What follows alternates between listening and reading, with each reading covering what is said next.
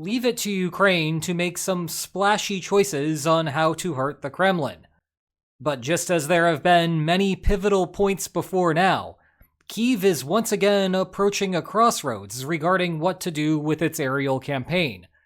At stake are multiple percentage points of Russia's GDP, political stability inside of Moscow, perhaps Ukraine's own ability to sustain offensive operations, and whether frontline soldiers can even eat. So today, I want to discuss the 4 clearest options available as Ukraine considers its air campaign's next steps. And to further specify the topic, I am talking about things that could happen in the next month or so. This restriction removes strikes against Russia's domestic power and heating supply to literally freeze the enemy. I am sure that we will discuss that option in a different format soon enough. Anyway, that leaves us with the following options. 1. Increase the pressure on Russian refineries. 2. Expand the Wildberries strikes. 3. Switch to a counter-force campaign and target Russia's own ballistic missiles. For the final option, we will discuss Russia's food supply, a topic that receives scant attention despite an earlier apparent strike. Then I will have a brief note about how this conversation is actually the preface for a more delicate strategy meeting that the Kremlin is holding right now. But the first item for today is Russian refineries and other oil infrastructure. And while this may seem like an obvious choice given that it has occupied everyone's attention for more than a year, there are some subtleties to what is happening. Take a look at this recent news story. Ukraine's drones hit a major Russian refinery 800 miles, or roughly 1,300 non-freedom units, from the border. It is a big event, with 82 outlets covering it within 5 hours of the story breaking. But let me show you some of the benefits of learning about that story through the sponsor of today's video, Ground News. Even having just a summary of the story below is so important, given how modern media titles have shifted toward misleading and clickbaity narratives. 2.7% of total refining capacity. Keep that in mind for later. But Ground News also allows you to, read the articles from a variety of sources and get some depth in what you learn about the topic. As for breadth, Ground News has you covered with their blind spot feature, stories that one side of the political spectrum is not covering. By the way, this is China buying a building that is steps away from the White House, rather than China buying steps that came from the White House. And if that is not an argument for reading beyond the original news outlet's title, I do not know what is. And by going to ground.news/lines-on-maps, or scanning the QR code on your screen, you can take a fantastic 40% off a Vantage plan, which gives you access to all of these features and more. But sadly, no physical possession of steps from the White House. Nonetheless, thanks again to Ground News for sponsoring today's video. Anyway, the tempting argument to make against refineries is diminishing marginal returns. Sure, the damage is accumulating, but reaching new targets gets harder because you have to start traversing the world's largest country. Better to look for something new within current missile and drone ranges, and without so many defenses already put into place. However, there are a few shortcomings with this argument. For one, Russia can repair refineries faster than it seems. Unluckily for Ukraine, the easiest targets tend to also be the easiest to fix. It does not help that drones have caused the bulk of the damage, and they offer less firepower than a proper missile. But the bigger problem in the system is slack. You will see flashy headlines like, Ukraine knocks out 38% of Russian refinery capacity. Well, even if you take for granted that everything hit is in fact offline, capacity is not production, and production is the key metric. Prior to the strike campaign, about a fifth of Russian refinery capacity sat idle, in part to give older equipment a rest, and in part because of insufficient crude. Thus, aside from the propaganda victory for Ukraine, the main initial effect of the strikes was to shift workload to the spare capacity. The real cost was in the repairs and figuring out the logistics of rerouting oil networks. Thus, where you initially saw fuel shortages, it was because the logistics crews were failing, not because Russia lacked the production capacity. The real problems arose when Ukraine began expanding its refinery strikes to deeper targets. Now Russia actually faces a true shortage. Ukraine could not immediately skip to this step, though, because deeper airstrikes require greater confidence that air defenses will not shoot down all of the incoming drones and missiles. Given that we have finally hit that phase, the argument to continue striking refineries is that Ukraine has just started to reap the true rewards of the campaign. We are not approaching a diminishing marginal returns problem, so why stop? One final point about oil, and continuing with the theme of please read past the headlines. This option is not in conflict with US policy. Maybe you saw the reports that Vance intervenes to halt Ukrainian strikes on oil tankers. Well, yes, but that critically ignores which tankers. And the answer is non-Russian tankers that are carrying oil from Kazakhstan to international markets via a pipeline running through Russia. This was creating problems for US companies chartering tankers for that oil, the stability of oil prices for Western markets that have generally relied on it, and the West's broader attempts to push Kazakhstan from the Russian coalition. Notably, the Biden administration discouraged striking not only this Kazakh oil, but any part of Russia's oil operations. In contrast, today, Ukraine can continue striking all sorts of other targets according to internationally agreed sanctions policy, and not get caught up in a scuffle with the Trump administration. Second on the list, and also within the theme of sticking to the status quo, is to focus on online retail distribution hubs. Now, I could have just said Wildberries, since most people know by now that the fruit-named company is Russia's Amazon equivalent. And if you did not know, do you see how I wrote this script to naturally establish that? But I do not want to limit this discussion to just one company.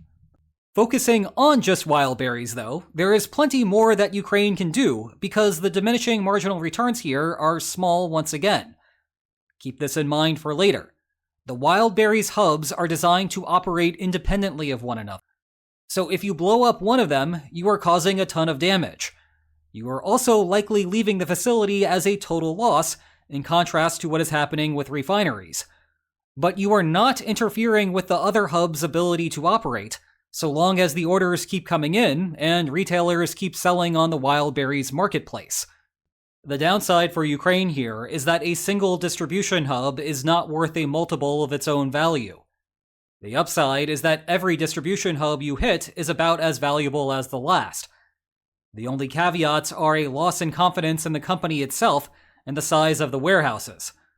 Wildberries tries to scale their operations as large as possible, but some of the warehouses are larger than others. If there is any room for expansion here, it is to take aim at Wildberries' chief rival, Ozon.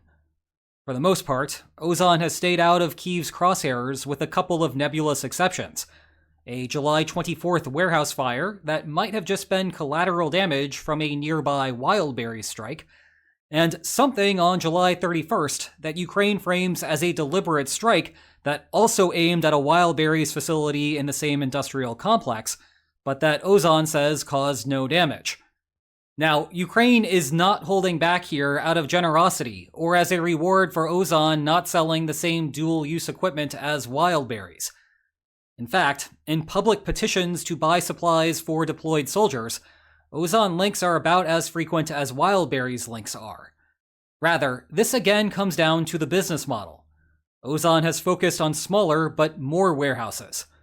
Put bluntly, they are not as good of targets for Ukraine as the sprawling Wildberries facilities are. Nonetheless, you can imagine that if Ukraine erases enough Wildberries sites, that the smaller Ozon targets become the next best thing. Option number 3 is to make a concerted effort to hit Russia's own ballistic missile production. And Kyiv might not have much of a choice here. You have likely already heard from me or elsewhere about the significant shortage of missile defense in Ukraine.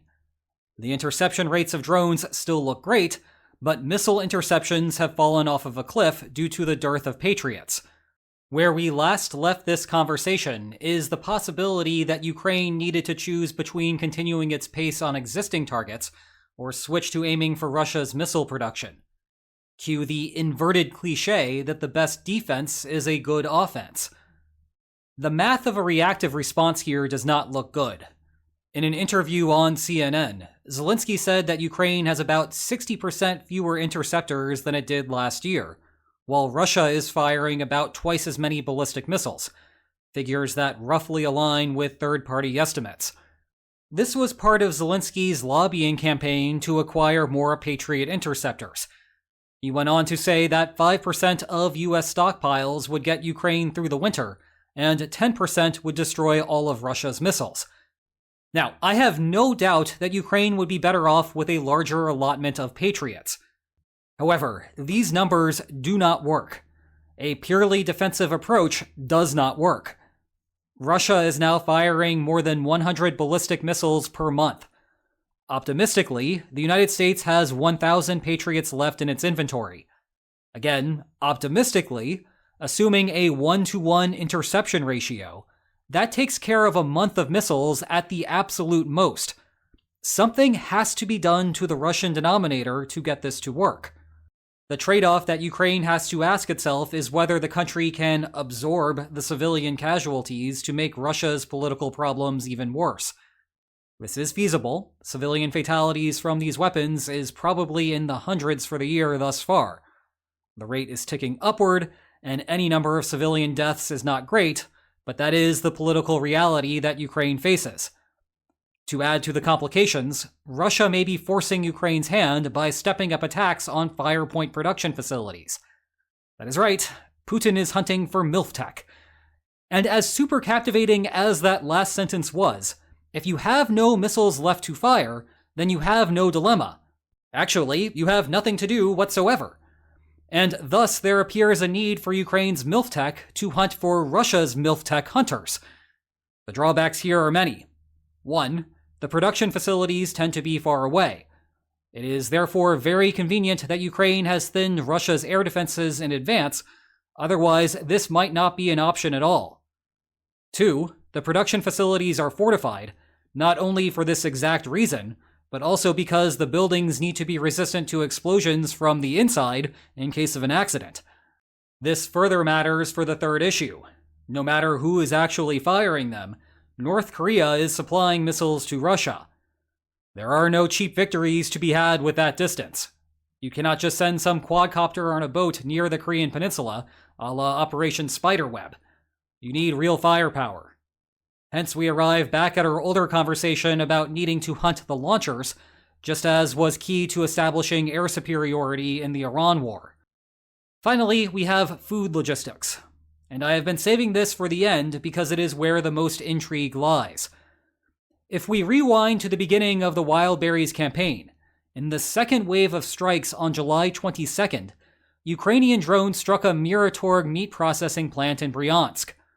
Just as it was back then, it is still unclear today whether this was an intentional strike. Drones sometimes go off course.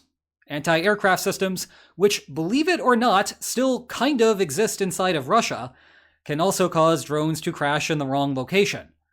Why it seemed intentional is the same dual-use argument that Ukraine has used to justify the Wildberries strikes. Miratorg is one of the largest meat suppliers in Russia. Some of those meat products go to the Russian military. And given that the strike occurred in a border oblast, it was reasonable to conclude that Ukraine might have been trying to starve Russian logistics in the area. But then time passes, and there has been no follow-up. So maybe it was an accident. Maybe it was intentional, but also intentionally a one-off.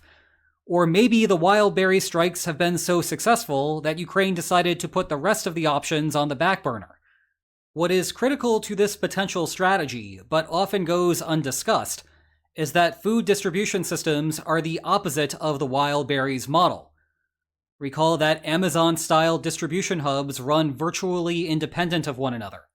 So if you strike one, the others keep operating. And it is possible to reroute deliveries from the untouched hubs. You just have to travel longer distances. Food production and distribution do not work like that. Most of these items are perishable. If you destroy one warehouse, the end retailers cannot just switch to another distribution center. not without running through complicated logistics calculations to ensure that everything reaches the delivery site before the food spoils.